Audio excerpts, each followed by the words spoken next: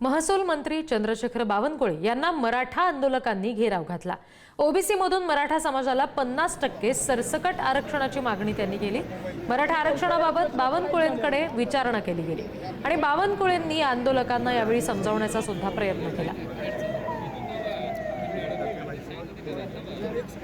आता हे 29 ऑगस्ट मराठ्यांचा उद्रेक पाहिजे का सरकारला?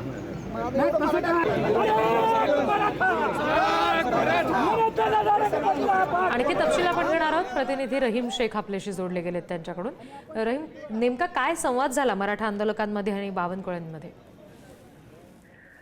राज्याचे महसूल मंत्री चंद्रशेखर बावनकुळे हे आज आई तुळजाभवानीच्या दर्शनासाठी आले असता दर्शनापूर्वी त्यांना मराठा आंदोलकांनी घेराव घातला आणि मराठा आरक्षणाबाबत विचारणा केली। ओबीसी मधून आम्हाला सरसकट 50% आरक्षण द्या अशी त्यांची मागणी होती।